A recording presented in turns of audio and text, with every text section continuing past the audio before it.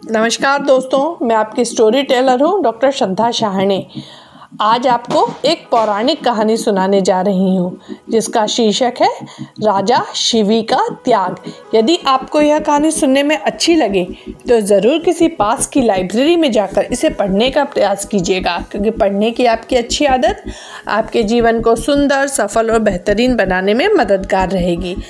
और आपसे यह भी निवेदन है कि मेरे चैनल को अधिक से अधिक सब्सक्राइब करें, कहानियों को अपने मित्रों को अधिक से अधिक शेयर करें और कहानी के अच्छे या बुरे लगने पर रिव्यूज़ कमेंट बॉक्स में ज़रूर डालें। महाराजा शिवी बड़े ही दयालु और शरणागत वत्सल थे। एक बार राजा एक महान यज्ञ कर रहे थे। इतने में कबूतर आता है और राजा की गोद में छिप जाता है। पीछे से एक विशाल बाज वहां आता है और राजा से कहता है, राजन, मैंने तो सुना था आप बड़े ही धर्मनिष्ठ राजा हैं, फिर आज धर्म विरुद्ध आचरण क्यों कर रहे हैं? यह कबूतर मेरा आहार है और आप मुझसे मेरा आहार छीन रहे हैं। इतने में कबूतर राजा से कहता है, महाराज, मैं इस बाज से डरकर आपकी शरण में आया हूँ, मेरे प्राणों की रक्षा कीजिए। राजा धर्म संकट में पड़ जाते हैं, पर राजा अपनी बुद्धि और विवेक का प्रयोग करते हैं और कहते हैं, तुमसे डरकर यह कबूतर प्राण रक्षा के लिए मेरी शरण में आया है, इसीलिए शरण में आए हुए इस कबूतर का मैं त्याग नहीं कर सकता, क्योंकि जो लोग शरणागत की रक्षा नहीं करते उनका कहीं भी कल्याण नहीं होता।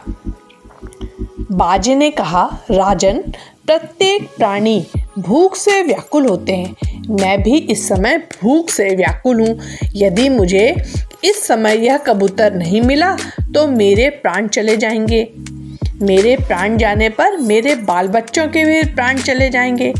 हे राजन, इस तरह एक जीव के प्राण बचाने की जगह कई जीव के प्राण चले जाएंगे। राजा ने कहा, शरण में आए इस कबूतर को तो मैं तुम्हें नहीं दे सकता। किसी और तरह तुम्हारी भूख शांत हो सकती हो तो बताओ। मैं अपना पूरा राज्य तुम्हें दे सकता हूँ, पूरे राज्य का आहार तुम्हें दे सकता हूँ, अपना सब कुछ तुम्हें दे सकता हूँ, पर यह कबूतर तुम्हें नहीं दे सकता।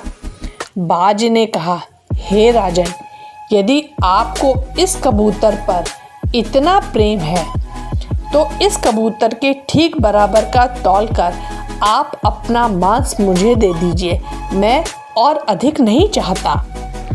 राजा ने कहा, तुमने बड़ी कृपा की, तुम जितना चाहो उतना मांस मैं देने को तैयार हूँ। यदि यह शरीर प्राणियों के उपकार के काम न आए तो प्रतिदिन इसका पालन पोषण करना बेकार है। हे बाज, मैं तुम्हारे कहने के अनुसार ही करता हूँ।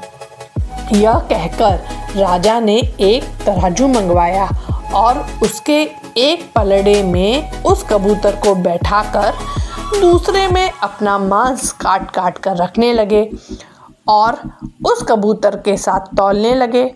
कबूतर की रक्षा हो और बाज के भी प्राण बचे, दोनों का ही दुख निवारण हो। इसीलिए महाराज शिवी अपने हाथ से अपना मांस काट काट के तराजू में रखने लगे। तराजू में कबूतर का वजन मांस से बढ़ता ही गया। राजा ने शरीर भर का मांस काट के रख दिया, परंतु कबूतर का पलड़ा नीचे ही रहा। तब राजा स्वयं तराजू पर चढ़ गए। जैसे ही राजा तराजू पर चढ़े वैसे ही कबूतर और बाज दोनों ही अंतर्ध्यान हो गए और उनकी जगह इंद्र और अग्नि देवता प्रकट हुए। इंद्र ने कहा, राजन, तुम्हारा कल्याण हो, और यह जो कबूतर बना था वह अग्नि है। हम लोग तुम्हारी परीक्षा लेने आए थे। तुमने जैसा कार्य किया है वैसा आज तक किसी ने नहीं किया। जो मनुष्य अपने प्राणों को त्याग कर भी दूसरे के प्राणों की रक्षा करता है वह परम धाम को प्राप्त करता है। अपना पेट भरने के लिए तो पशु भी जीते हैं, पर प्रशंसा के योग्य जीवन तो उन लोगों का है जो दूसरों के लिए जीते हैं। इंद्र ने राजा को वरदान देते हुए कहा, तुम चिरकाल तक दिव्य रूप धारण करके पृथ्वी का पालन कर अंत में भगवान के ब्रह्मलोक में जाओगे। इतना कहकर वे दोनों अंतर ध्यान हो गए। इस कहानी से हमें यह सीख मिलती है कि हमें दूसरों के लिए भी जीना सीखना चाहिए। यदि आपको यह कहानी अच्छी लगी हो तो ज़रूर इसे अपने दोस्तों को शेयर करें। धन्यवाद।